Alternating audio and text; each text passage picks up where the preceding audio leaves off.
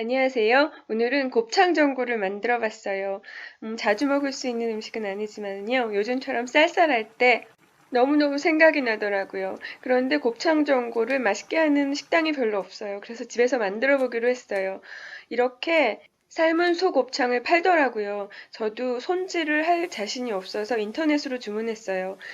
그리고 아무래도 한번 데쳐주는 게 좋을 것 같아서요.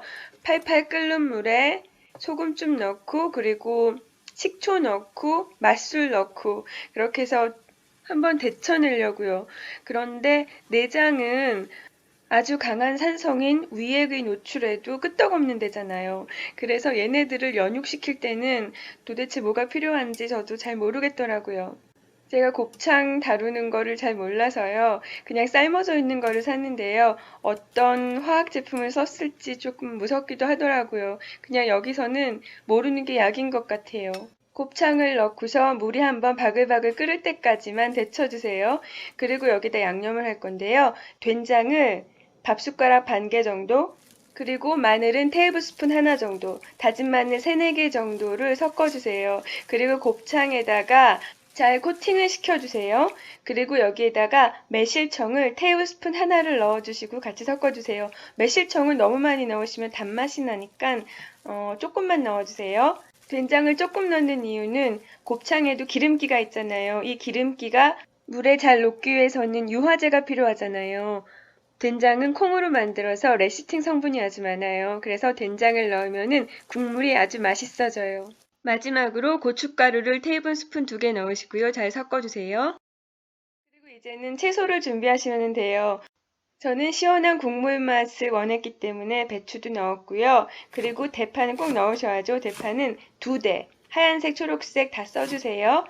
그리고 이거는 깻잎이에요. 쑥갓을 넣으셔도 되는데요. 이렇게 향이 강한 채소는 너무 많이 넣으시면 안 되고 조금만 넣으세요. 그리고 이제 육수를 만들 건데요.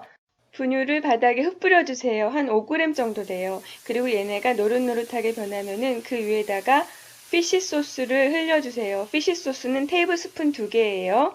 얘네들이 120도, 180도에서 여러 가지 맛을 만들어 냈거든요. 그러면은 물로 디글레이징을 해주세요. 이럴 때는 반드시 찬물을 대기시키신 다음에 하시는 게 좋아요.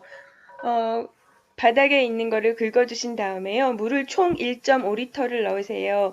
그리고 미림을 테이블스푼 2개 넣어주시면 맛있는 육수가 완성이 돼요. 분유가 없으시면은 피쉬 소스로만 육수를 만드셔도 돼요. 얘네들을 한번 바글바글 끓여주세요. 그리고 다 끓었으면은 육수의 반을 다른 그릇으로 옮겨놔 주세요.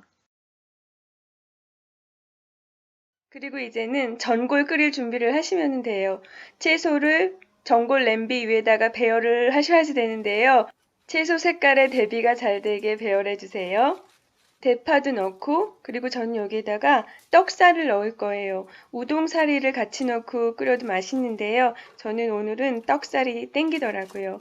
그래서 떡살도 듬뿍 넣고 그리고 깻잎도 넣고요. 그리고 마지막으로 곱창도 올려놨어요. 근데 공간이 좀 부족하더라고요. 그래도 곱창은 듬뿍 넣어야 제맛이죠. 곱창까지 냄비에 올리셨으면요. 이제는 아까 덜어두었던 육수를 다시 부어주세요. 근데 생각해보니까 곱창 양념이 아직 그릇에 묻어 있어서요. 육수를 조금 덜어서 그릇을 헹궈서 다시 부었어요. 그리고 이제는 뚜껑을 닫으시고요. 바글바글 끓을 때까지 기다리시면 돼요. 곱창이 이미 익어 있는 거기 때문에 너무 오래 끓이실 필요는 없어요. 채소는 전골로 배열한 상태에서는 안 익으니까 저렇게 흐트러 주세요. 육수에 푹 잠기게 해주시고요. 그리고 이제 곱창을 썰어주세요. 썰면서 보니까 안에 곱이 꽤 있더라고요. 이 삶은 곱창은 간이 돼 있는 상태예요. 얘 자체만 보면 꽤 짜거든요. 그래서 따로 간을 하지 않으셔도 돼요. 그리고 마무리하기 5분 전에 다진 마늘을 테이블스푼 하나, 3, 4쪽을 넣어주세요. 그리고 한 5분 정도 끓이신 다음에 간을 보시고요. 필요하면 소금을 조금 넣어주세요. 이미 너무 짜다면 물을 넣어주시면 되고요. 저는 아주 조금만 소금을 넣었고요. 그리고 이제 완성이에요. 다 끓고 나면은 안에 있는 곱이 바깥으로 나와서 국물이 아주 걸쭉해져요. 그래서 다 드신 다음에 저 국물에다가 밥 볶아서 드셔도 아주 맛있어요. 처음 끓여본 거였는데요. 제가 좋아하는 식당의 곱창 전골 맛이랑 아주 비슷해서 만족스러웠어요. 어떤 방법으로 곱창을 세척했는지는 정말 모르는 게 약인데요. 곱창 자체는 아주 고소하고 맛있었어요. 곱창은 호불호가 갈리는 음식이잖아요. 저도 처음에는 못 먹었거든요. 제가 자주 가는 샤브샤브 식당이 있었는데요. 어느 날은 같이 간 사람들이 곱창 전골을 먹더라고요. 저는 국수 전골 먹고 있었거든요. 그래서 한 입만 딱 먹어봤는데 너무너무 맛있는 거예요. 그래서 그 이후로는 그 식당 갈 때마다 계속 곱창 전골만 먹었어요. 다른 식당에 가서도 곱창 전골 시켜서 많이 먹어봤는데요. 다른 식당은 맛이 없더라고요. 맛있는 집 찾기가 너무 어려워서 그냥 집에서 한번 만들어 봤는데요. 만족할 만한 수준이었어요. 곱창은 원래 질긴 거예요. 그래서 부드럽다고 말하면 거짓말이고요. 그래도 뭐 고무처럼 질기지는 않았어요.